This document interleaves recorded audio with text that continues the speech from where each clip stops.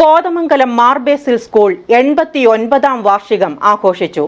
നവതി ആഘോഷങ്ങളുടെ ഉദ്ഘാടനവും നടന്നു. ആഘോഷങ്ങളുടെ ഭാഗമായി കുട്ടികളുടെ വിവിധ കലാപരിപാടികൾ അരങ്ങേറി.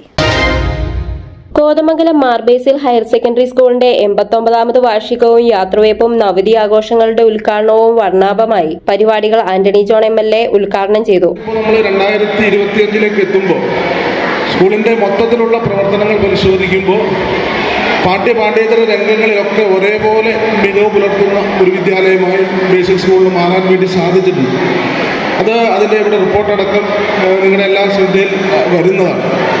അപ്പോൾ ഒരുപാട് പ്രതിസന്ധികളെ അതിജീവിച്ചുകൊണ്ടാണ് നമ്മുടെ പള്ളിയുടെ കീഴിലുള്ള ഈ സ്ഥാപനങ്ങളുമൊക്കെ ഇന്ന് കാണുന്ന നിലയിലേക്ക് നമുക്ക് മാറ്റി തീർക്കാൻ വേണ്ടി സാധിച്ചിട്ടുള്ളത്. ഇപ്പോൾ ഏറ്റവും ഒടുവിലായി ഉണ്ടായ പ്രതിസന്ധിയെ സംബന്ധിച്ച് ഇവിടെ അച്ഛനും സ്കൂൾ മാനേജറൊക്കെ സൂചിപ്പിച്ചിട്ടുണ്ടാകും. നമ്മൾ പ്രതീക്ഷിക്കാതിരുന്ന അപ്രതീക്ഷിതമായിട്ടാണ് ഒരു പ്രതിസന്ധി കടന്നു വന്നത്. ഓരോ പ്രതിസന്ധി കഴിയുമ്പോൾ അവസാനിച്ചു എന്നാണ് കരുതുന്നതെങ്കിൽ നമ്മൾ പ്രതീക്ഷിക്കാത്ത പ്രതിസന്ധിയാണ്. ഈ കായിക കേരളത്തിന് മാത്രമല്ല ഇന്ത്യക്കൊക്കെ വലിയ സംഭാവന നൽകിയ ഒരു വിദ്യാലയമാണ്.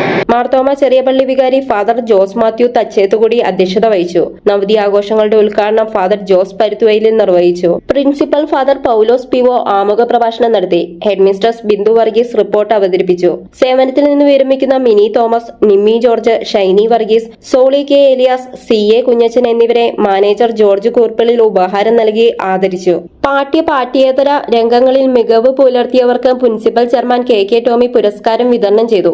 മാർത്തോമ ചെറിയപള്ളി ട്രസ്റ്റിമാരായ KK Joseph, AB Varghese Chelat, trust chairman MS Eldhose, Marbasil sports academy chairman Binoy Mannancherry, ward councillor Rins Roy, PTA president Saneesh AS, master Jishnu Gireesh എന്നിവർ പങ്കെടുത്തു. കുട്ടികളുടെ വിവിധ കലാപരിപാടികളും അരങ്ങേറി.